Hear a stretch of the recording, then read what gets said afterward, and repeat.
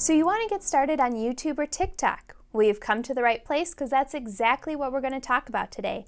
So first and foremost, who am I? I'm Kayla. I'm a videographer and editor, and I've spent the last 10 years working with a variety of different clients, produce pretty much any kind of video except for weddings.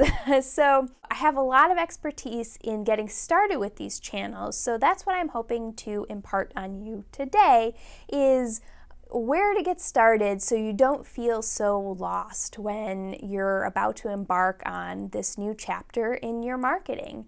And this can go for whether you're starting a channel for your brand, your company, your business, or if you're starting a channel for a hobby or an interest that you have that doesn't really have anything to do with your business, because this can go either way. This is a template to get started on YouTube or TikTok. And YouTube and TikTok are different businesses, but the idea of them being video first or video only, they have a lot of the same groundwork. A lot of this can also apply if you're starting on Facebook or Instagram or any number of different channels, because the groundwork kind of has a lot of the same similarities. So hopefully everything in here is helpful to you and that you can successfully launch your channel. Video is super important to any business, and I'm not just saying that because I make videos for a living. I actually believe that every single business needs to have video. So 72% of customers say they would rather learn about a product or service by way of video as opposed to text or images. In fact, 84% of people say they've been convinced to buy a product or service by watching a brand's video. Over 90,000 people type in unboxing into YouTube every month. And if you're not familiar with unboxing, it's basically what it sounds like. Somebody, a content creator, opens up a box, a toy mostly, but it can be anything.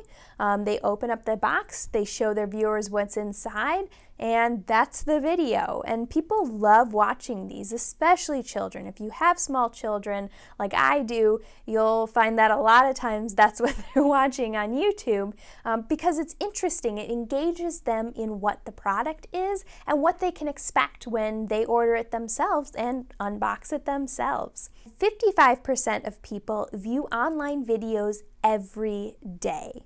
In fact, 54% of consumers want to watch more video content this year. So not only are people already watching lots of content, they want more of it. So what a perfect opportunity for you to come in and start your channel. Online video consumption has increased across all age groups in the last 5 years, but the largest increase is actually in people over 46 years old. So if you think that creating videos is just for millennials or Gen Z or Gen Alpha, our youngest kids, then you're wrong, because Gen X, baby boomers, even the silent generation, they're all watching video online. Video allows you to connect with your audience in a way that text simply can't. It shows the human side of your business, which is super important in creating a relationship with your current clients and potential new clients. It keeps them engaged, so if you're in between purchase points, it helps to keep you top of mind. Plus, if your channel grows large enough, you can use YouTube or TikTok as an additional stream of income, whether that is from monetizing your channel or from affiliate marketing. Now, before we get into the nitty-gritty of creating content, specific things about YouTube and TikTok that you'll want to know before you create content on those platforms is that this is going to take time. There are examples of people creating a couple videos, one video, and then blowing up, and then becoming overnight sensations, having millions of views. That's probably not going to happen to you. On average, it can take anywhere from 30 to 40 videos on YouTube before you start to see exponential growth. And I'd heard the stat of between 30 to 40 videos before you start to see a lot of growth, but I've actually experienced it. I think we're at about 35 videos in before one of our videos took off and had thousands of views, and then eventually caused all the rest of our videos to grow views much quicker. You know, when we started, we'd have 5 to 10 views, and I think probably half of them were family and friends. By about 30 or 40 videos in, we were having a couple thousand views, and then one of them took off and got hundreds of thousands of views, and now several of the videos on the channel are sitting at 100,000, 200,000 views, and one of them is sitting at 500,000 views right now. So, these videos grow exponentially, and it just takes some patience to get there. You have to keep creating content until you get to that point where you eventually have a video take off, and then the rest of your channel explodes exponentially. But you gotta be patient, and you gotta wait for that to actually happen. It's like Field of Dreams. If you build it, if you're creating content that people want to watch, they will come and watch it. So you just gotta be patient. So you can see why it's important to start on YouTube or TikTok. But you might be asking yourself, well, how exactly do I go about doing that? In the next section, we're going to talk about some of the things that you need to think about and consider before you even start your channel, and what to do once you start creating your content. All right, so you're ready to get started on YouTube or TikTok, but where exactly do you begin? Before you even start thinking about content creation, think about, one, who's your audience or your target market? You can start with the obvious, which is who's your business audience or target market. That's a great place to start. So think about who you target as your clients. You have an ideal client. You have an ideal customer that is who you want essentially to be your core base of your customers. And the same goes for your YouTube or TikTok channel. Now, this can change as you start to see who your audience is and who's actually viewing your videos. For example, I started a channel where the owner of the website that I was creating the YouTube channel for was convinced that their target audience was women in their 40s and 50s, which it was for their website. But once we started creating content on YouTube, then we found out that our target audience, the people who were actually watching our videos, skewed younger, so in their late 20s and 30s. So that kind of informed the content that we were creating and kind of how we went about creating that content. So you may start out targeting, let's say, millennial moms, only to find out that your content actually is being viewed by Gen X or baby boomer moms. So that can be something that you can change going along, but you need to have that starting target market, target audience before you even create content, because that'll help inform what kind of content you're going to create. So the second thing to think about before you're even starting to create content is, why are you starting this channel, and what's your goal in starting this channel? Whether that's increase sales by 10%, bring brand awareness, gain 100 followers by the end of the year, whatever it is, it can change, because as you hit those goals, you'll want to set new goals. But you just need to have some sort of goal in mind for why you're starting this channel. And then you need to think about that. Why are you starting this channel? If the answer is, somebody told me I should start this channel, then that's not a good enough reason.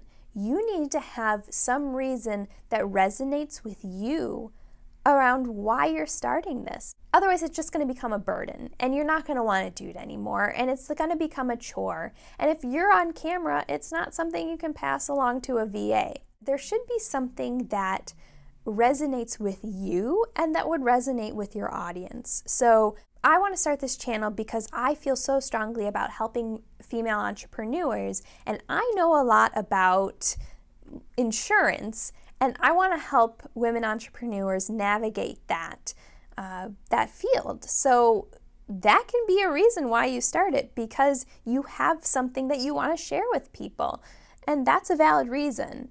It is not a valid reason to be like, well, my marketing person told me I should start a YouTube channel, or I heard it at a conference that TikTok is the next big thing and therefore I need to start it. Well, no, because that might not fit with your brand. So really think about why you're starting this channel and what you hope to get out of it. Before you start creating content, think about what you're going to talk about. It might be great to go, oh, well, I'm a lawyer, so I'll talk about lawyery things. Well, what lawyery things? what are you going to talk about? So maybe your business is focused on startups. So what are the challenges that startups face when it comes to the law and starting their business? So maybe you have a whole bunch of topics that you talk about with customers, with clients. They're frequently asked questions that are things that you talk about in your introductory calls. Whatever it is, things that you've talked about on panels, just anything related to your expertise that your audience will find interesting, you can create a video out of. How-tos, frequently asked questions, related information to your brand or your industry are all great places to start. So I create content for a pet brand, and so one of the topics that we do TikTok videos on is ingredients insights. So they're the different ingredients that are in our products and what they do. So it gives people an insight into why you need that product, why it's in our products. And so it relates back to our products, as you can see our products in the video, but it's a topic that they might be interested in. So if you didn't know what chlorhexidine was beforehand, well, watching this video, now you do, and you know why it's in our product. So think about a list of content that you can create before you actually start creating content. You shouldn't just go into this with a couple of ideas and then start in blind, because you're going to run out of steam if you're like, well, shoot, I don't know where to go next. So create a list of 20, 30 topics that you feel comfortable talking about, or that you can research a little bit more on and talk a little bit more on before you even start. That leads me to my next point. Your content needs to be sustainable. So you have to have lots of topics to talk about, and you have to have the energy to make the content. So whether or not you do it yourself or you hire a videographer to create your content, whatever it is, you need to be able to keep doing it. Having schedules and having your content released regularly will help grow your audience much faster. Sporadically putting up content is not any way to grow an audience, because your audience doesn't know when your content's going to come. Along with that, if you're creating videos twice a week, then you need to create 104 videos in a year. So do you have the bandwidth to do that? You can sit down and record several videos in one session, but do you have the time to edit them? If you sit down with a videographer, do you have the resources to pay them to film and then edit all of your videos? You need to think about those things before you get started. And when I say videographer, I'm not saying you need to have a videographer to do this. You can sit down yourself and record these on your computer in a half hour, spit out 5 different topics. But you need to be able to do it, and it needs to be something that you can do sustainably that works within your already busy schedule. Otherwise, it's not going to happen. And you can always change it too. So, if you find that you're doing 1 video a week and you're like, heck yeah, I can do a whole hell of a lot more, then do more. If you're like, I'm doing 2 videos a week and that is too much, then scale it back. It's really up to you in how often you should be doing videos. I'd recommend more than once a month, because that's only 12 videos a year, and that's not quite enough to get the traction that you want or need. But twice a month, once a week, something along those lines I think is sustainable for a lot of people and will help you grow your channel. Another thing to keep in mind before you start creating content is that content is for people, not robots. People are who are going to be sharing your video. People are going to be who are going to comment, who are going to then go to your business and buy from you. It's people that are doing those things. So create your content for people. Don't try and fool the algorithms. You can't. They're too sophisticated, and we'll talk a little bit more about that later on. So content is created for people. So how do you do that? Well, I recommend that you have some sort of story arc within your video. A story arc, you'll find it in a lot of media, and the hero's journey is a very popular story arc that a lot of stories have. So someone starts somewhere, something happens to them, and that starts them on this journey.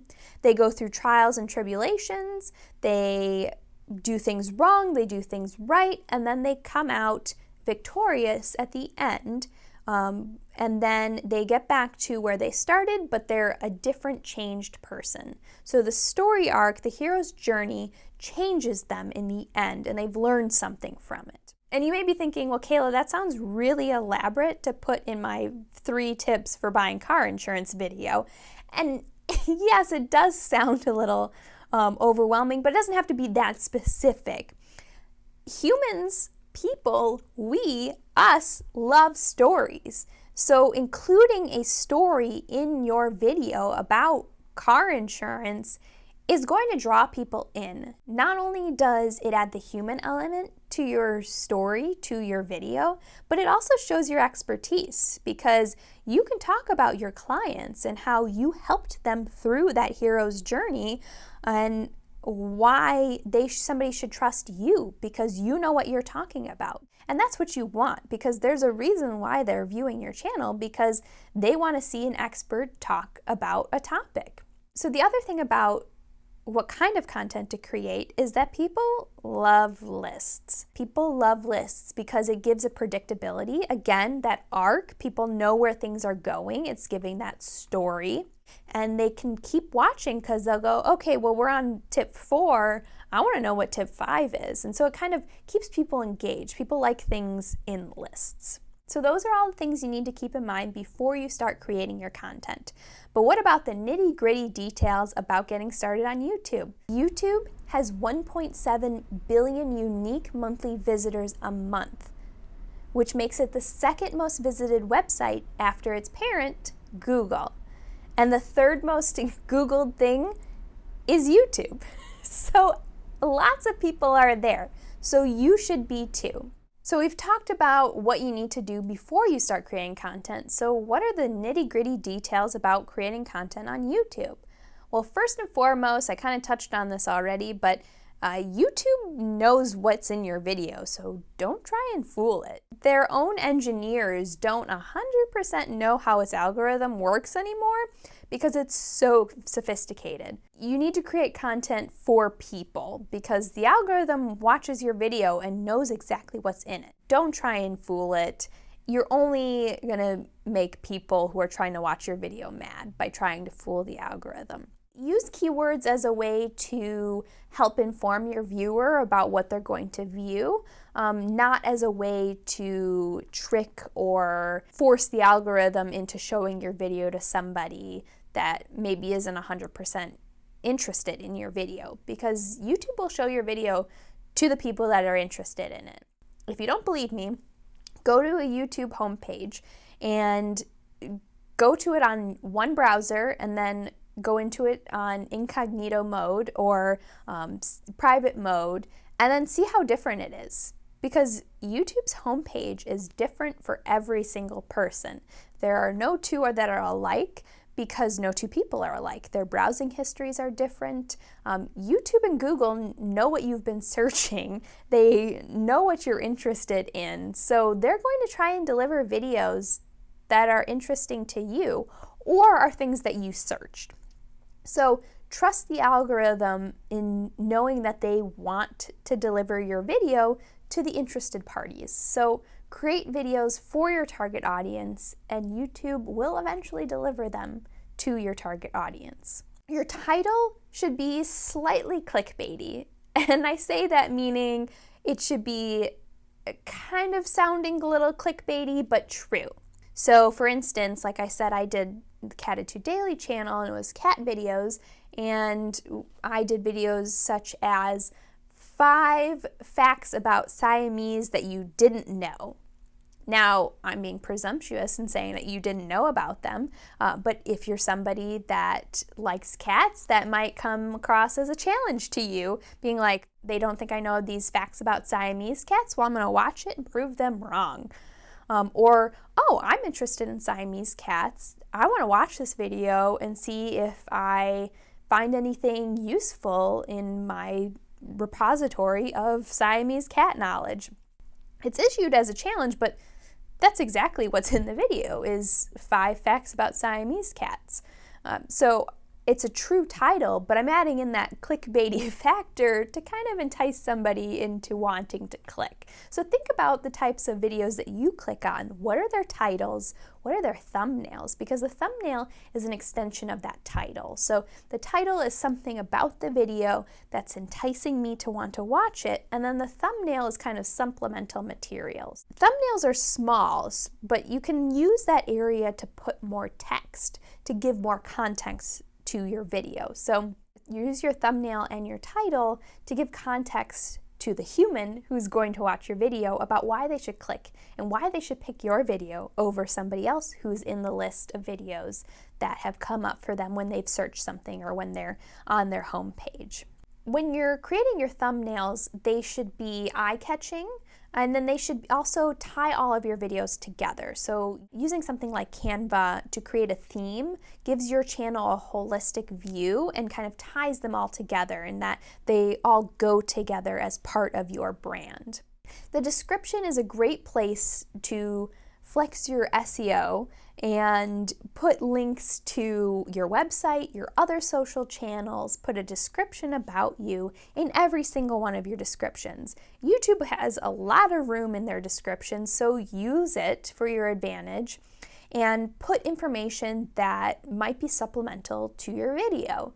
So a link to a blog, like I said, a link to your website, and about you, about your company, the recipe or instructions to whatever you're talking about, whatever it is, there's a lot of room in that description to include supplemental information. You can set a template where your website, your other social handles, and your blog and your bio, for instance, all get uploaded to every single one of your videos without you doing anything. Length on YouTube doesn't matter, unless you're doing ads, which then of course there are time limits. But if anybody tells you that there's an optimal length for YouTube, there's not. I like to go for a feels like length, which is essentially, does this video feel too long? Did I feel too rushed? Am I bored with this topic after 1 minute? Am I still watching it because it feels like content that I'm interested in 10 minutes down the line? What does that feels like for your video and your content? Don't worry so much about how long it is, but how it feels to you and your viewer. If it's something that I'm engaged in, I'll watch for 15 minutes. Your viewer will watch a 20-minute video if it's good, engaging content. I mean, people watch streamers streaming themselves playing video games for hours on end. So you worrying about whether your video is 3 or 5 minutes shouldn't be something that you're worried about.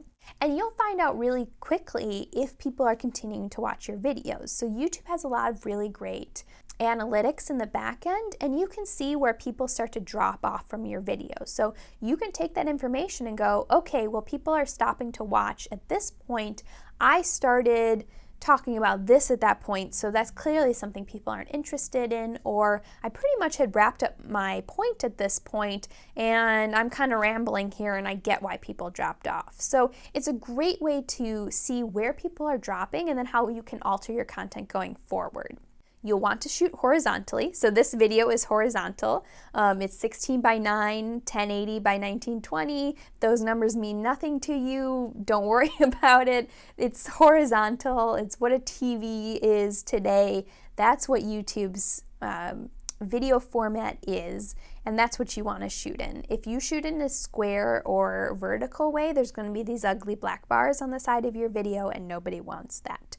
So you can shoot on a web camera on your computer. I am shooting on a professional camera because that's my job, but you don't have to. Just make sure that your video is well lit so that you have lots of light. You're either sitting by a window, you have a setup of studio lights, ring lights, whatever.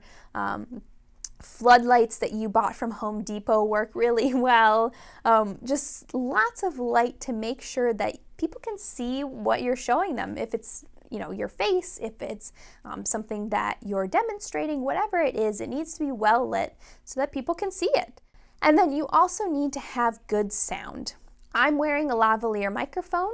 It's clipped onto my shirt. I plug it into a recorder, but you can buy one on Amazon that plugs into a USB into your computer. You can buy one of those microphones that you see a lot in podcasts. Just buy something that records audio and gives you good, clear sound, because nobody wants to try and struggle to hear you behind construction noises or really hollow sounding audio. It's hard to listen to and people aren't going to want to do it. Good lighting, good audio, and stability. My camera is on a tripod. If you're using your desktop or your laptop camera, keep it stable on a desktop or table or whatever. Or if you're using your phone, buy yourself a tripod. Keep it stable so people aren't distracted from your content by what's going on outside of your videos. So you want to make sure that people are paying attention to your words and not what's going on in your background. YouTube is owned by Google, and YouTube is a great platform for search. So if somebody is looking for how to fix my shower drain, they're going to search that in Google, and then Google is going to pull up YouTube videos of how to fix your drain. So you want to be there when somebody searches for something related to a topic that you're talking about. So if you have a whole bunch of how-to topics that are related to your product or your business or your industry, do videos on those, because they're not only great for your overall content, but they're also great for search, which helps you become discoverable and helps you to become an expert. Now that we've covered all the nitty-gritties about YouTube, let's dive into the new kid on the block, TikTok. TikTok is one of the newer platforms out there that everybody is either jumping to get on or is avoiding because they think that it's just for the young people. TikTok has 1.2 billion users worldwide and 131 million users in the US alone. On average, American users spend 46 minutes on TikTok every day, amounting to 37 billion video views a month. Roughly 43% of these people are 18 to 24, 32% are 25 to 34, and only 3.4% are older than 55. But if your product or service targets millennials or Gen Z in any way, then TikTok might be a great option for you. And even though those are the current numbers, I foresee those changing in the future. Platforms change all the time, and the viewers change all the time. So I see that those numbers are going to increase for Gen X and baby boomers just as time goes on. So in terms of how to create content for TikTok, you can create videos up to 3 minutes. They're testing 10 minutes, so it may change in that you may be able to do up to 10 minutes, but currently you can record videos up to 3 minutes long. TikTok video is going to be shot vertically or 9:16. So how you would hold your phone, that's how you record video on TikTok. That's how the platform is built. So if you're going to create content for both YouTube and TikTok, I would recommend that you create that content separately, just because it's a lot easier for you to then go and edit it and post it, and you're not worrying about cropping.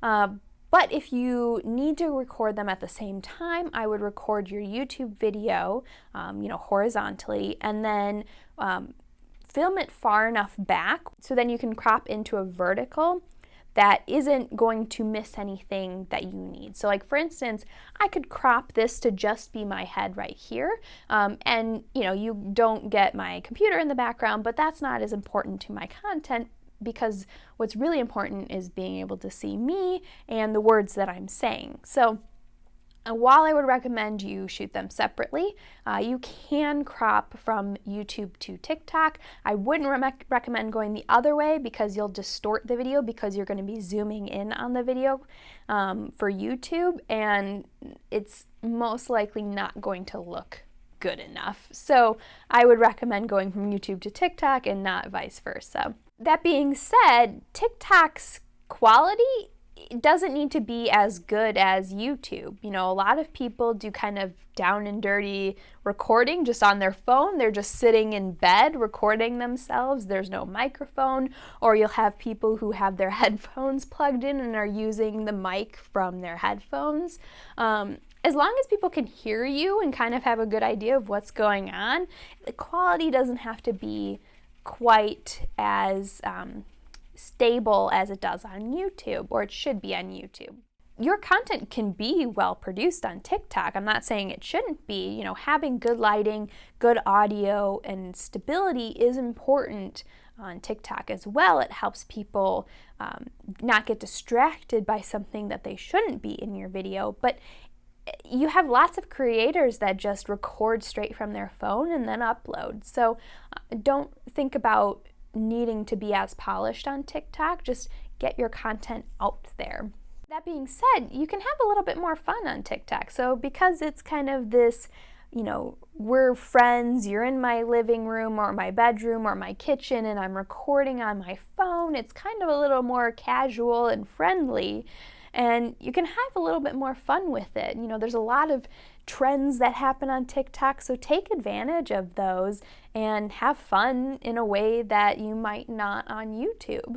So because it's so easy to create content on TikTok, you can just create, you know, quick little cute videos in between your content that is more serious and has more substance to it. TikTok is a great sales tool for unique product offerings and for new launches, especially if your product or service or whatever is targeted to millennials or Gen Z.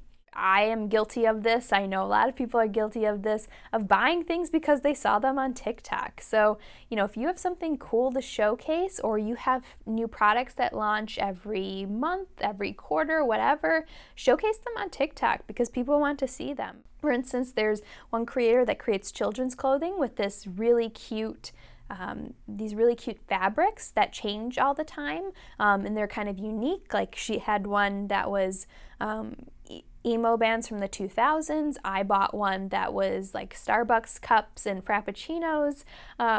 You know, so if you have unique product offerings, showcase them on TikTok. There's numerous creators that just started creating their content, showing how their content's created on TikTok, and then they've grown exponentially because of it. It's a great platform for products, but it's also a great brand awareness tool for service-based providers. So I follow dietitians, there are pediatricians, all different sorts of people that their businesses are service-based, but they're providing content that's growing their brand awareness and that is bringing in new clients for them. So it's a great platform for all sorts of different businesses, and it could be a great platform for you too. Micro-influencers on TikTok have had engagement rates of about 18%, whereas that number is about 4% on Instagram and 1.5% on YouTube. So it's a great platform for engagement because it's super simple just to hit the like button, or it's super simple just to hit the heart button, to comment, to share the video. It's really easy to share a video on TikTok with friends and family because they're quick, fun, relatable content that is easy to consume. It's super simple to upload things. There's no titles or descriptions. There's small descriptions, but it's really just a couple of hashtags that you're going to include in there and maybe a sentence or so. There's not a lot of room for it. The only other thing that I would say about TikTok is if you're not creating content native to the platform, if you're going to be editing it on a computer, I would search for a TikTok title safe graphic that'll show you where those side boxes are, where the text is on the bottom, where your camera, where your phone is going to crop the video, so you know to make sure to keep text or important visuals within that area so they're not getting cut off by all of the stuff that surrounds the video on TikTok. I hope this was helpful. If you have any questions about anything I talked about, or you need help with anything related to your own channels, feel free to reach out to me. And I can't wait to see what content you create.